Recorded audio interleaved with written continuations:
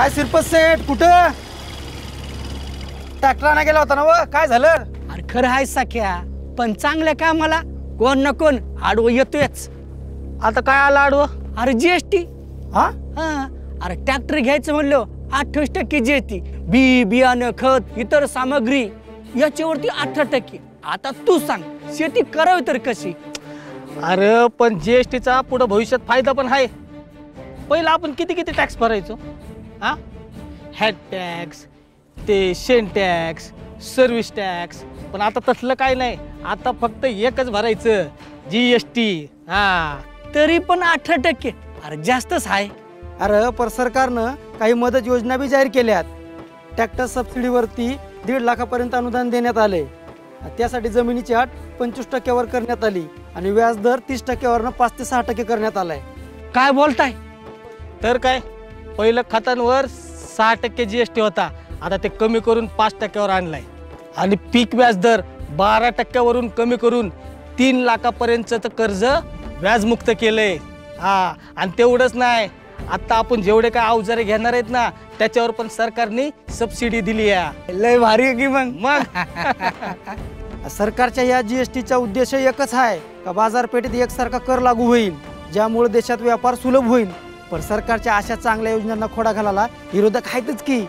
जीएसटीमुळे शेतीवर ताण आलाय. 18% जीएसटी शेतकऱ्यांना अडचणीत आणली आहे. जीएसटीमुळे शेतकरी मेटाकुटीला आलाय, संकटात आलाय, लय बोंबाबोंब उठवले. का बरं? अरे त्याला सरकार आणि जनतेपासून वाचायचं असतं ना. लव जिहाद, लँड जिहाद, वबोड, महिलांचं होणारं शोषण यांच्यापासून सरकारचं दुर्लक्ष व्हायला पाहिजे ना. जमायलियाच्या असं असेल तर माझा पण जीएसटीला विरोध नाही, पण जीएसटी नक्की चांगली आहे ना. मला काय म्हणायचं, सोन्यावरती 3% आणि ट्रॅक्टरवरती 28%, जरा जास्तीच आहे ना.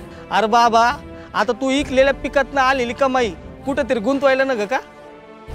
म्हणून सोनं आणि इतर गुंतवणुकीवर कमी व्याजदर आहे. आणि ट्रॅक्टर बद्दल बोलशील तर ट्रॅक्टर व्यवसायासाठी किंवा वाहतुकीसाठी दोन्हीकडे वापरले जाते. ज्यांची मर्यादा 1800 सीसी पेक्षा जास्त आहे अशाच ट्रॅक्टरवरती 28% जीएसटी लावलाय.